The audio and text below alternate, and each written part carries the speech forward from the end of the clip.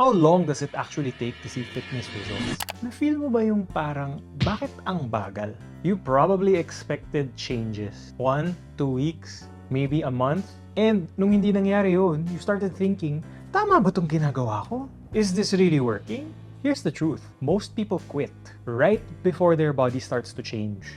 Malapit ka na, kaso hindi mo lang tinuloy. So in this video, I'm going to show you a realistic timeline of fitness results. Siyempre from a general perspective. What actually happens to your body week by week? Experiences will differ per person. Nakita niyo na ba tong picture na to? Ang lapit na oh, kaso tinigil mo. Baka kasi flawed yung perception mo kung gaano ba kabilis. Possibly, social media has completely messed up your expectations.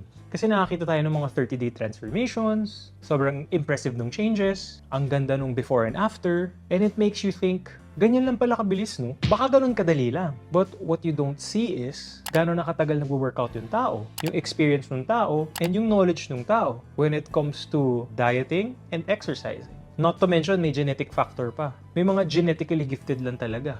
Basically, marami kang hindi alam sa journey ng taong yun. So, huwag ka mag-compare. Sa totoo lang, real fitness is slow.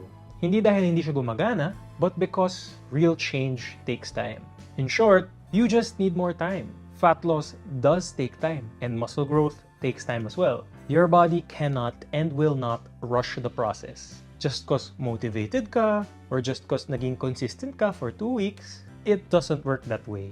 So yung first step dyan, mindset shift na, program yourself, this will take time.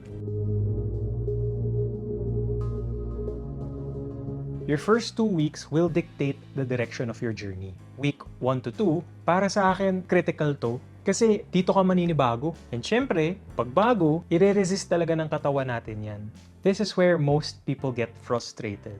Most people quit and fail. You're sore, you're tired, you're trying to eat better. Consistent ka naman mag-gym, pero visually wala ka nakikita. Wala ka pa ring abs, di pa rin lumiliit yung braso mo, di pa rin lumiliit yung tiyan mo. Ang hirap. Baka nga umakyat pa yung scale weight eh. Hindi mo alam, pero ito kasi yung nangyayari. Your body is adapting. Kahit ako nga experience na, pag tumigil ako ng matagal tas mag-restart ako, nagsusore din yung katawan ko. Nag-a-adjust din yung nervous system mo. Learning movements. Pero kung usapang look or visual, wala ka pa talagang makikita. And this is where most people quit. Because they think, di gumagana. It's not working. But the truth is, it actually just started working. Pasimula pa lang siya. So naalala nyo yung picture na to. Tandaan nyo tong picture na to pag nagbabalak kayo mag-quit. Ito na, week 3 to 4. Kung nandito ka na, congrats! And you got through the hell which was week 1 and 2. Week 3 to 4 is where your habits form.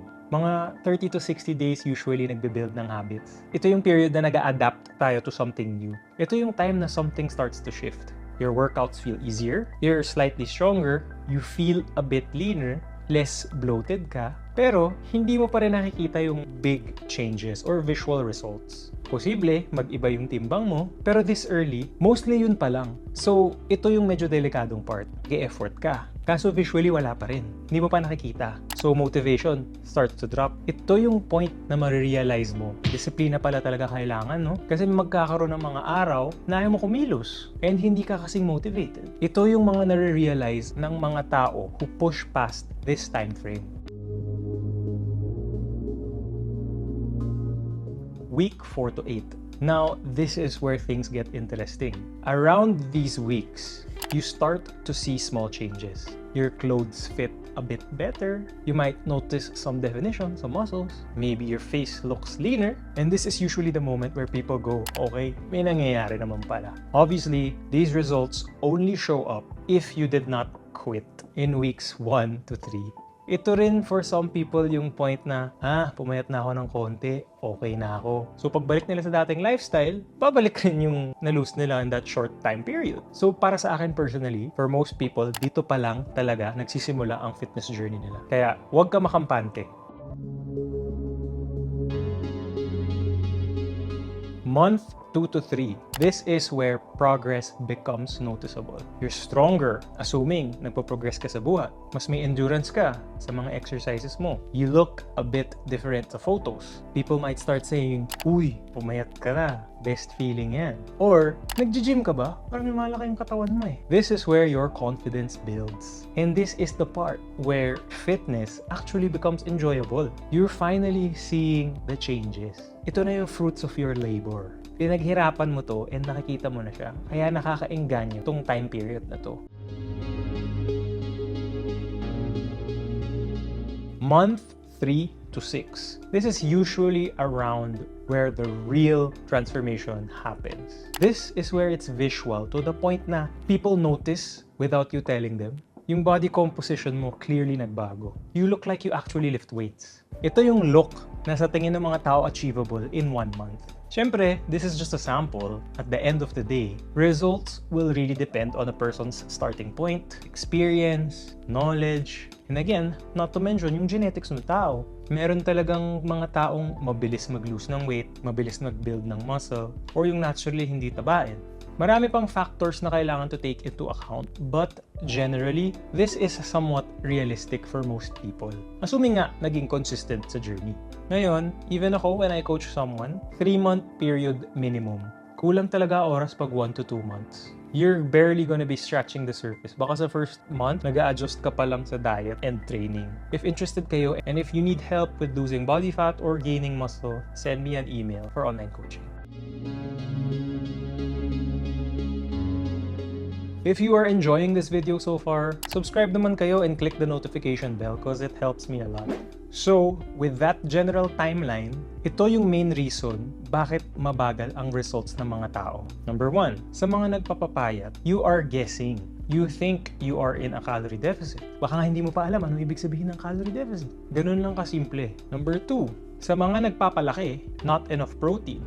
You are training but not giving your body what it needs to build muscle. Number 3, sa mga nagbe-build ng muscle ulit, no progression. You're doing workouts, but you're not training hard enough. You're not pushing sets close to failure or even to failure. Same weights, same reps, same results. Walang progressive overload. And number 4, you quit too early. You stop at week 2, right before results start showing. Yan ang pinakamalaking mistake na nagagawa ng mga tao. Kaya, naalala nyo tong photo na to, whenever you feel like quitting, tandaan nyo to.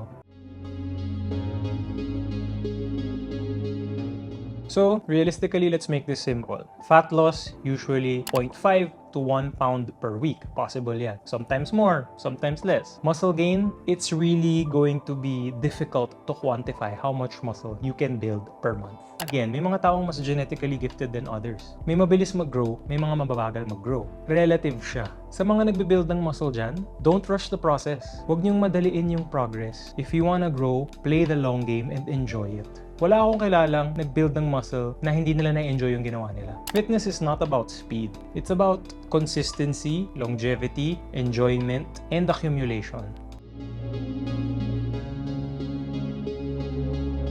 So again, how long does it take to see results? You'll see changes in a couple of months, and you'll transform in a few months of consistency. Tandaan nyo, it's not about how fast results come. It's about whether you can stay consistent long enough to even see the results. Sabi ko kanina, yung biggest mistake, most people quit right before everything starts working.